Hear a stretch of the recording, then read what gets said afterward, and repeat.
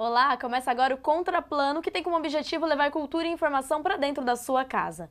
Hoje eu recebo aqui no estúdio a autora do livro de poesias Uma Tarde em Paris. Estou aqui com a Gisele Delpino. Oi, Gisele, tudo bem? Oi, boa tarde, tudo bem? Boa tarde ao público. Gisele, fala pra mim, como que surgiu o seu interesse pela escrita? Você sempre gostou de poesia? Como que foi? Eu sou de uma geração que aprendia gramática através dos grandes escritores, né? Então, o meu primeiro contato com poesia foi aos 6 anos. Eu escrevi um soneto e a partir daí nunca mais deixei de escrever. E dentro dos meus estudos, no antigo curso primário, a gente lia muito Cecília Meirelles, muito Flor Bela Espanca, coisa que infelizmente hoje em dia a garotada não conhece, né? E eu me encantava com aquilo, me emocionava aquelas palavras densas, perfeitas. E eu sempre quis escrever daquela forma. Eu sempre fui uma pessoa que sempre inventei muitas histórias, eu criava os meus próprios personagens, eu desenvolvia as minhas próprias histórias. Então, desde criança você teve esse incentivo, Sim, esse interesse também, sim, né? e tive a oportunidade de ter bons professores. E a gente estava até comentando aqui, né, nos bastidores, que você veio do Rio de Janeiro. E no Rio de Janeiro também, na década de 80, a efervescência cultural era muito grande. Talvez isso Muito. tenha te inspirado também? Nessa época eu compunha, fazia música, escrevia para teatro, escrevi muito infantil, escrevi peças adultas também, e musicava essas peças. E fiz um trabalho com pessoas que hoje estão aí na mídia, que é o Resilan Cartola Neto, Thelma Tavares, que é compositora, a Alcione grava as músicas dela, e por acaso é minha prima. Então nós tínhamos um grupo que fazia cultura, que perseguia esse objetivo, que era criar, que era viver feliz com a arte. Sim.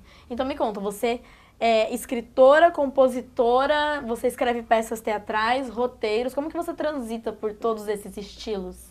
Engraçado, eu vejo todos como uma forma só. São diferentes técnicas, mas a expressão é a mesma, é a palavra. E a palavra ela pode ser colocada de várias maneiras, numa canção, numa poesia, num conto, num roteiro, num comercial, num anúncio. E não tem que se adaptar para cada mídia, assim, para cada Não, estilo? pelo menos no meu caso, é apenas usar outras técnicas de arrumar as palavras. Sim. E você acredita em dom, que a pessoa nasce com um dom, um talento, ou você acha que essa técnica ela pode ser desenvolvida? Às vezes a pessoa gosta de escrever, gosta de ler, mas fala, eu não tenho dom. Mas ela pode desenvolver isso Olha, ao longo da vida? eu vou dizer uma coisa, eu peço até desculpas ao público. Eu acho que você nasce com um dom, sim. E se você não desenvolve esse dom, ele acaba o quê? Sucumbindo, né? A magnitude dele. Se você não tem o dom, mas você deseja, você vai conseguir, mas você não vai ser perfeito. Você não vai ser a emoção pura. Você vai fazer tecnicamente porque você aprendeu. Eu ministro umas oficinas da palavra em que no final da minha oficina você vai escrever poesia. Você vai escrever poesia, mas vai ter um que já veio com dom e este vai ser perfeito. Então é importante, assim, a pessoa que percebe que tem o dom, ela procurar a técnica para ser sem aperfeiçoada, dúvida né? Porque tem muita nenhuma. gente que é autodidata. Mas é Sim. muito importante a teoria também, né? Sim, sem dúvida, sem dúvida. As duas coisas têm que caminharem juntas. E como que é essa oficina da palavra que você dá? Como é que eu vou te explicar? A gente trabalha, eu não tenho pressa, porque todo mundo sabe escrever. Tá? Todo mundo tem condições de botar para fora o que sente. Todo mundo tem um repertório, né? Todo mundo tem sua história e seu repertório. Né? Eu começo com coisas simples na minha oficina, letras, palavras, um mistura uma palavra com a outra, olha, já tem um sentido. Na realidade, isso é um curso para o ano inteiro. Não seria nenhuma oficina, seria um curso de produção de texto. E para você produzir texto, você tem que ter alguma cultura. Então eu desenvolvi um trabalho durante um ano numa escola, no caso foi particular, em que eu trabalhei música erudita, eu trabalhei grandes pintores, dei acesso aos meus alunos, adolescentes, de coisas que eles jamais teriam acesso, porque eles não têm interesse. E você desperta esse interesse de uma outra forma. No final, eles estavam escrevendo poesia, estavam escrevendo contos, e alguns com uma genialidade que transcendeu aquilo que eu desejava que fosse acontecer. E aconteceu até mais, né? Então, eu acho que você precisa determinar algumas coisas para que... Porque, obviamente, você só escreve o seu conhecimento. Se você não tem conhecimento, vai ser uma linguagem um pouco mais medíocre, concorda? Claro. Se você tem o conhecimento, se você consegue adquirir esse conhecimento, é muito mais simples, Sai orgânico. Exatamente. Exatamente a palavra. E você, como você é educadora, como você Sou disse, educadora. né? Como educadora, qual que é o papel do professor assim na construção do pensamento do aluno, na construção do senso crítico? É muito importante para incentivar eles à leitura, ao interesse? Infelizmente a gente tem um programa de educação que não beneficia. Tá? Eu acredito muito em novelas filosóficas. As coisas não podem ser impostas, cada um tem o seu tempo. Eu tenho o meu tempo, você tem o seu, o aluninho, cada aluninho tem o seu tempo. E para que esse aluno tenha tempo, nada melhor do que você trabalhar com novelas filosóficas, em que você mostra para ele que tudo que... são essas novelas filosóficas? Você constrói todos os textos, todas as outras matérias, em função de, por exemplo, eu vou trabalhar preconceito. Eu vou criar um texto, eu vou fazer um paralelo com outras matérias, para que não vou cobrar nada desse aluno. Esse aluno vai entender o que é, e a partir do momento que ele entende, ele vai desenvolver outros aspectos das outras matérias, já, só um exemplo, com a consciência do que é o preconceito, o que gera o preconceito, porque o negro, ele já vai estudar história, ele já vai estudar o que aconteceu com o negro. Já contextualiza. Tudo, tudo. E trabalhar sempre essas filosofias, que é importantíssimo dentro da educação. Quando você retira a questão filosófica da educação, você não tem educação, você acaba com ela. Você tem, na grande maioria, como foi na época da ditadura, você tem uma educação tecnicista que não te prepara para a vida, não desenvolve o teu intelecto, também não interessa, né? Infelizmente. Eu, graças a Deus, consegui trabalhar dessa forma e deu muito resultado. Sim. Muito resultado.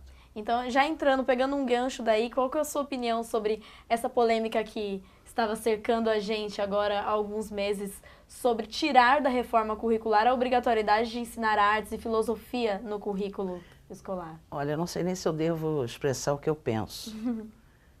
Acho meio complicado, porque me assustou muito. Eu estava fazendo mestrado em educação e a minha tese, o que eu escolhi para desenvolver seria a educação na ditadura militar. E me assustou muito, porque eu vi tudo igual.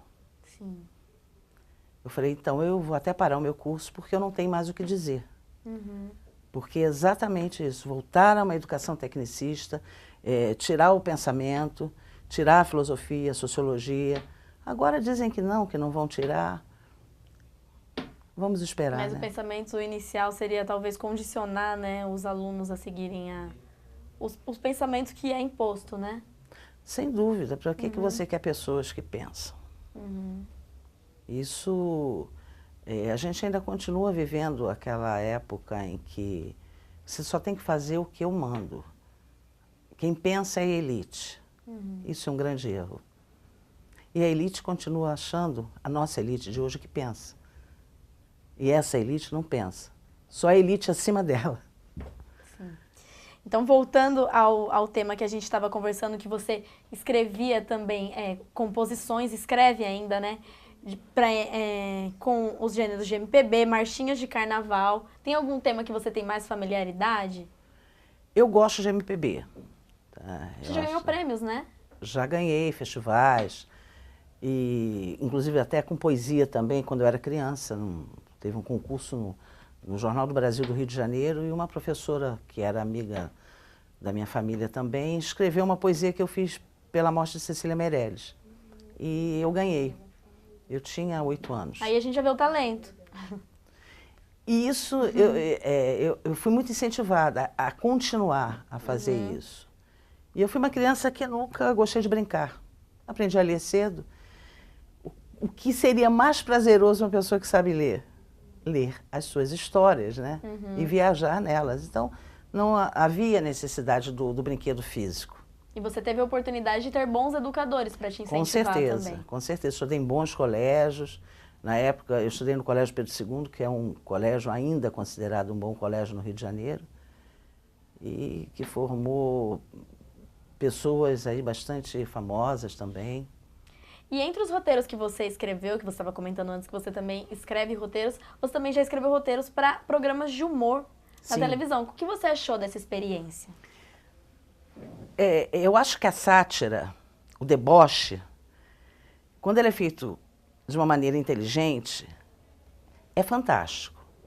Porque você consegue ser crítica, você consegue ser afável, né? E você junta tudo. Dizem que fazer humor é mais difícil. Porque o humor é relativo, né? Tem gente que gosta, tem gente que não gosta. Eu não sou chegada àquele humor bobo. Não gosto. Eu gosto de um humor mais crítico, mais ácido, mais debochado, mais de uma forma ácida mesmo. E eu também achava fácil fazer humor. Embora todo mundo diga que eu sou muito mal-humorada, eu gosto muito do humor. Eu sempre penso uma piada. Eu sempre olho alguém e já estou criando uma história, seja ela cômica ou não.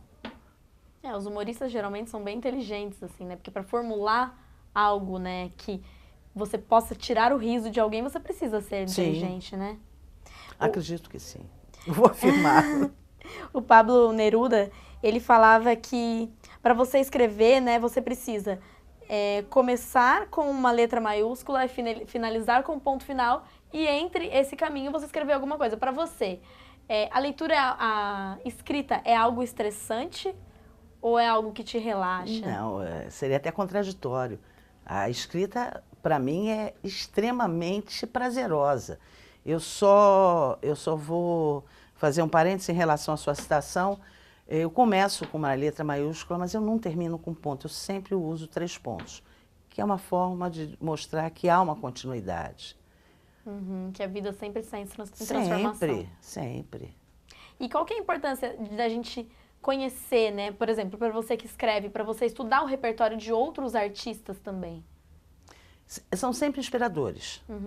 É muito legal. Eu escuto uma música, e às vezes aquela música me bateu tão forte que eu vou escrever uma poesia. E às vezes a poesia não tem nada a ver com aquela música, com aquela letra. Mas é uma motivação a mais. E como que é o seu processo criativo? Que tipo de música que você gosta de ouvir? Quais autores te inspiram?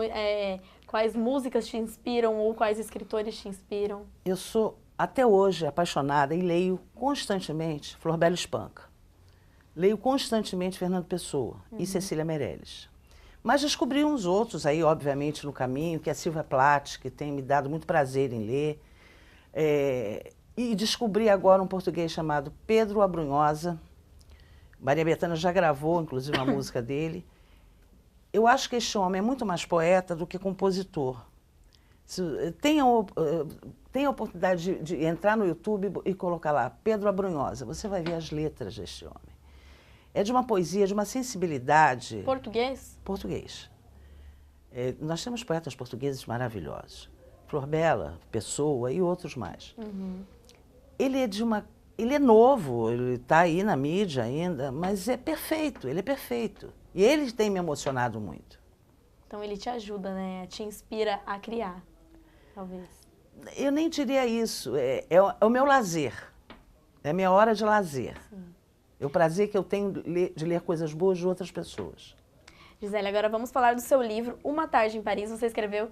A gente quer saber mais sobre como foi o processo de criação do seu livro, quais as temáticas que você aborda, mas depois do intervalo, esse primeiro bloco foi para a gente te conhecer melhor. Então agora, no segundo bloco, a gente quer saber mais como foi o processo de criação do seu livro. Okay. E vocês não saiam daí que o Contraplano volta já. Já volto.